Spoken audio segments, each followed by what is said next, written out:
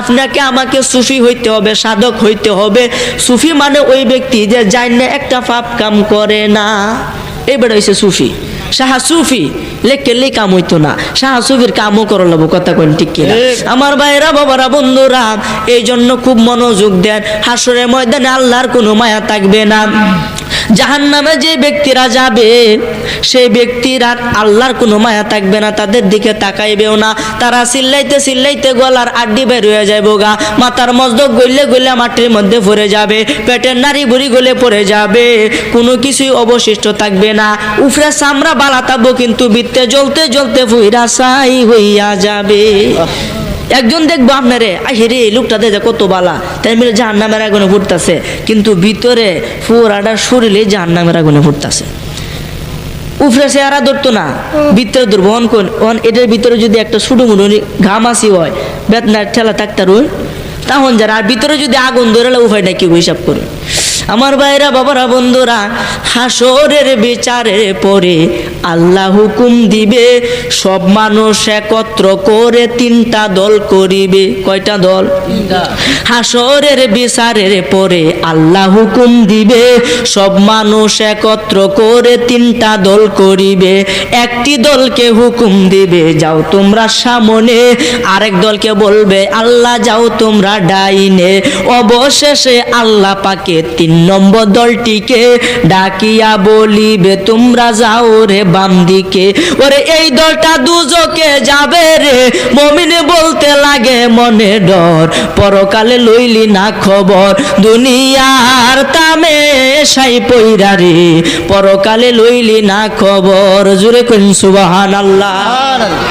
আমার ভাইরা বাবারা বন্ধুরা, হাসরের ময়দানে বিচার সব কার্য শেষ হওয়ার পরে দিয়া আমার আল্লাহ হুকুম দিবে, ফেরেশতারা আমার এই বান্দাটাকে 3টা দলে বিভক্ত করো। 3টা দলে বিভক্ত করার পরে দিয়া আমার আল্লাহ হুকুম দিবে, ওই তোমরা সামনে কাতারে মানুষগুলা তোমরা সামনের দিকে হাঁটতে থাকো, হাঁটতে থাকো। ওই সামনের দিকে যারা যাইবো তাহারা যাবে বেহেশতে। জুরে কইন সুবহানাল্লাহ। আমরা সামনে কাতারও থাকতে চাই কি চাই না? আর সকলে কোন থাকতে চাই কি চাই না? আমল নামা সকলে ডান হাতে আসুক, এটা সকলে চাইতো ইনশাল্লাহ। ইনশাল্লাহ আমল নামা ডান হাতে আসবে যদি আপনি দুনিয়ার মধ্যে নেকের কাজ করেন, ভালো কাজ করেন। ফুলসেরাতের ফুল সেকেন্ডের ভিতরে পার হয়ে যাবেন। যে ফুলসেরাতের ফুলের রাস্তা চুলের থেকেও চিকন হবে, হীরার থেকেও দাঁড় হবে, এবং 30 লক্ষ মাইল নাকি 30 কোটি 30,000 মাইল লম্বা হবে। জোরে কইন সুবহানাল্লাহ।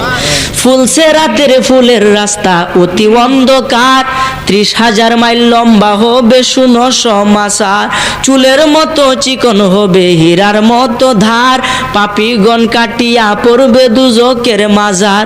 ওরে আমার আমার করলে পরে রে, মুমিনে ভাবলে নাকি হবে তোর, পরকালে লইলি না খবর, দুনিয়ার তামে সাই পইরা রে, পরকালে লইলি না খবর। জুরে কইন সুবহানাল্লাহ। আমার ভাইরা বাবারা বন্ধুরা, খুব মনোযোগ দেন। আপনি দুনিয়ার মধ্যে 5 ওয়াক্ত নামাজ পড়তেন। কয় ওয়াক্ত? 5 ওয়াক্ত নামাজ পড়তেন, আল্লাহর জিকির করতেন, রোজা রাখতেন, নবীর প্রতি দুরূদ শরীফ পড়তেন, ভালো ভালো কাজ করতেন। এই ভালো ভালো কাজগুলা এই হাসরের ময়দানে যখন ফুলসেরাতের ফুল আপনি পার হবেন, তখন এই ফুলসেরাতের ফুল থাকবো অতি অন্ধকার। কি থাকবো? অন্ধকার। আমার একজনে প্রশ্ন করছে, হুজুর অন্ধকার যে থাকবো, আমি তো শুনছি নিচে থাকবো দুজকের আগুন। নিচে দুজকের আগুন থাকতো না গো? থাকবো দুজকের আগুন। তখন বলতে দুজকের আগুন যদি থাকে, আগুন জ্বালাইলে অন্ধকার কাটতে যা। কথা কোন ঠিক কিনা? আগুন জ্বালাইলে অন্ধকার দূরীভূত হয়ে যা, আলো জ্বলে ওঠে। কথা কোন ঠিক কিনা? তেমনি জাহান্নামের মধ্যে যখন উপরে দিয়ে যখন এই ফুলসেরাতের ফুল থাকবো, তখন নিচে থাকবো আগুন, মানে ফর্সা থাকবো। আমি দেখে দেখে যাই আমরা। আমি বলছি বাবারে অত সহজ না। ওইখানে যে আগুনটা থাকবো, ওই আগুনটা থাকবো কালার ঘরের কালা। জুরে কোন সুবহানাল্লাহ। 1 থাকবো অন্ধকার, 2 থাকবো কালো আগুন। আপনার চোখে কোনো কিছুই বাজবে না। যদি নেক আমল করে পৃথিবী থেকে যেতে পারেন রে বাবা, ওই দিন নেক আমল আপনার জন্য আলো হয়ে জ্বলে উঠবে। তখন বেঈমান ব্যক্তিরা আপনাকে কইবে, ভাই দুনিয়ার মধ্যে কত ভালোবাসা ছিল, তুমি নামাজ পড়তে আমারে কইতা বাজা আসো নামাজটা পড়ি, কিন্তু আমি পড়ি নাই, তুমি পড়ছো। তুমি মসজিদে গেছো, আমি আমি যাই নাই। এখন আমরা দুইজন তো খুব ভালো বন্ধু, দয়া করে আমাকে একটু আলো দিয়ে একটু সাহায্য করো। তখন বলবে, না ভাই না, এখানে বন্ধুত্ব চলবে না, নিজের যত পুঁজি আসে পুঁজি দিয়ে আসো। তখন ইমানদার ব্যক্তি সেকেন্ডের ভিতরে ফুলসে রাত পার হইয়া যাবে। তাহলে আমল করার দরকার আছে না নাই? আর আওয়াজ করে মানে আছে না নাই? হাসরের ময়দানটা বাজান খুবই কঠিন হবে, যে কঠিনের কোনো সীমা রেখা নাই। আপনার মাথার আধা হাত উপরে সূর্য থাকবে। কোরআন হাদিস মতে সূর্যের 12টা মুখ আছে। কয়টা মুখ? কোরআন হাদিস মতে সূর্যের 12টা মুখ আছে।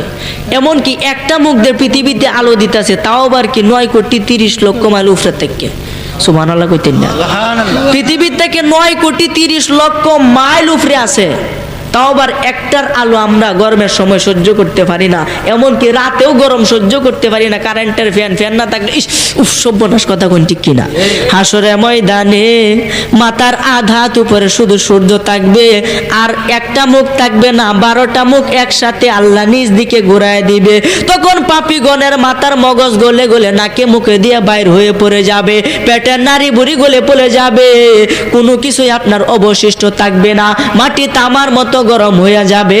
যদি নবীর মোহব্বত আপনার অন্তরের ভিতরে পয়দা করে থাকেন, যদি আল্লাহর ভালোবাসা আল্লাহর ভয় অন্তরের মধ্যে এখন থাকে, তাহলে নবী যে আপনাকে হাউজে কাউসারে কয়েক ফোঁটা পানি খাওয়াইয়া দিবে।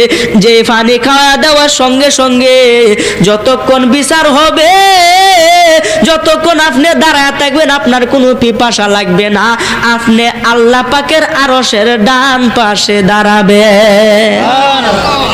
আল্লাহ ডাক দিয়ে কইবো, ওই বান্দারা, আমি যে কহার, আমি রাগান্বিত, তোমরা কি আমাকে এখন ভয় করো না? তখন বলবে, না আল্লাহ, আমরা দুনিয়ার মধ্যে তোমাকে ভয় করতাম, কিন্তু হাসরের মাঠে তোমাকে আর ভয় করি না। কেন করো না? তোমাদের এত বড় সাহস, আমার আরশের ডান পাশে দাঁড়াইলা, তাড়াতাড়ি যাও। না আল্লাহ, না যাব না। কেন, তোমাদের অন্তরে কি ভয় নাই? আল্লাহ, ভয় কেন থাকবে? তুমি তো না হরছো ভয় করার লাগিয়া। জোরে কইন সুবহানাল্লাহ। আমি না হরছি মানে? কহ, তুমি তো কোরআন মাজিদে কইছো, আলা ইন্না আউলিয়া আল্লাহ লা খাউফুন আলাইহিম ওয়া লাহুম ইয়াহজানুন। মাবুদ, তুমিও তো কোরআন মাজিদে কইছো, যারা তোমার বন্ধু হইব, যারা তোমার ওলি হইব, যারা তোমার দোস্ত হইব, যারা তোমার ফ্রেন্ড হবে, তাদের কোনো ভয় নাই, তাদের কোনো চিন্তা নাই, ইহকাল পরকাল দুই কালে তাদের কোনো টেনশন নাই। আপনি ওলি হয়ে যাবেন, আপনার কোনো ভয় থাকবে না। এই জন্য দুনিয়ার মধ্যে বাজান ভালো কাজ করতে হবে, যত ভালো কাজই করবেন নবীর মহব্বত অন্তরে ধারণ করতে হবে। কারণ আপনি নামাজ পড়তেছেন আল্লাহর জন্য। কার জন্য? নামাজ আল্লাহর, সালাম নেয় নাই আল্লাহ পাকে, ওয়াজিব হলো সালাম দিবি নবীজিকে। জুড়ে কইন সুবহানাল্লাহ। আর সেই নবীকে ভালোবাসলে তাগিবি সুখে বাবা, সেই নবীকে ভালোবাসলে তাগিবি সুখে। সাদে মিটে না রওজা দেখে, রওজা দেখে, রওজা দেখে, সাদে মিটে না রওজা দেখে, রওজা দেখে, রওজা দেখে। জুড়ে কইন সুবহানাল্লাহ। নামাজের ভিতরে সালাম দিতে হয় নবীরে, কারণ নবীজি আল্লাহর কাছ থেকে নামাজ আনছে। এটা নবীজির মেরাজের মাস। এই মাসের 27 তারিখ নবীজি মেরাজ করছে। এখান থেকে আমাদের উপরে নামাজ কিন্তু ফরজ হয়েছে। কথা কোন ঠিক কিনা? আল্লাহ জিব্রাইলকে হুকুম করছে। আমার পূর্বের বক্তব্য অত্যন্ত সুন্দর এই বিষয়ে আলোচনা করেছে, কিন্তু আমি হালকা কিছু বলবো।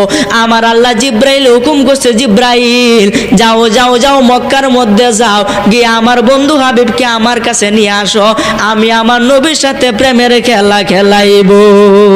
জিব্রাইলে হুকুম পায়া মক্কায় আসে দাওয়াত লইয়া, জিব্রাইলে হুকুম পায়া মক্কায় আসে দাওয়াত লইয়া। উম্মে হানির ঘরে পাইলেন নবী কামলেওয়ালা, উম্মে হানির ঘরে পাইলেন নবী কামলেওয়ালা। সেই খুশিতে পর সবাই দুরুদ সল্লে আলা, সেই খুশিতে দুরুদ সল্লে আলা। আল্লাহর দিদার দেখিয়া নয়ন জলে বুক বাসায়া, আল্লাহর দিদার দেখিয়া নয়ন জলে বুক বাসায়া। সকল উম্মত দাও গো ক্ষমা, হাবিবুল্লাহ রসিলা, সকল উম্মত দাও গো ক্ষমা, হাবিবুল্লাহ রসিলা। সেই খুশিতে পর সবাই দুরুদ সাল্লে আলা। জুড়ে কোন সুবহানাল্লাহ। আওয়াজ করে বলেন না সুবহানাল্লাহ। আমার ভাইরা বাবারা বন্ধুরা, জিব্রাইল হুকুম পায়া মক্কার মধ্যে উম্মে হানির ঘরে আয়া দেখে নবীজি বিশ্রাম করতেছে। তখন বুরাক নিয়ে আইছে। বহুত ঘটনা, বেশি বললাম না। ওযু করার পরে দিয়া বুরাকের মধ্যে চড়বে, কিন্তু বুরাক কান্দে। বুরাক কি করে? কান্দে। আমার ভাইরা বাবারা বন্ধুরা, ওই বুরাকের 7টি না 8টি রং ছিল। এই 7-8টা রং কিসের জন্যে এটা বললে আরো 5-6 ঘন্টার প্রয়োজন, ওই দিকে যাব না। আমার ভাইরা বাবারা বন্ধুরা খুব মনোযোগ দেন। বুরাকে কান্দে, নবীজি উডার আগে দিয়ে বুরাকে কান্দে। জিব্রাইলে জিগায়, বুরাক রে, আজকে দুকুলের বাদশা যে নবীর আল্লাহ না বানাইলে কোনো কিছুই বানাইতো না, সেই নবীজি আজকে তোর উপরে উঠবে, তুই কেন কান্দ?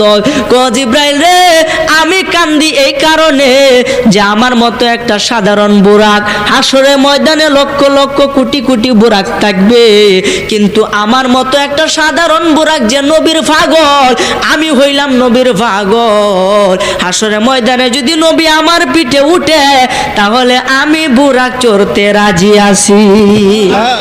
নবীজি বললেন, ঠিক আছে, হাসরে ময়দানে সব বুরাক বাদ, তোমার উপরে উঠবো। তখন বুরাক খুশি হয়ে গেল, নবীজি বুরাকের উপরে চড়ছে।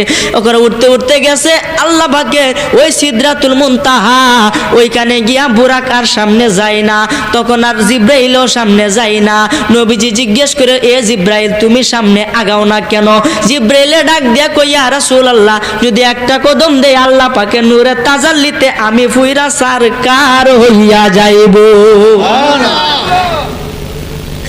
আমার ভাইরা বাবারা বন্ধুরা, সিদরাতুল মুনতাহাই গিয়া জিবরাইল বলে ডাকিয়া, সিদরাতুল মুনতাহাই গিয়া জিবরাইল বলে ডাকিয়া, সামনে যেতে পারবো না আর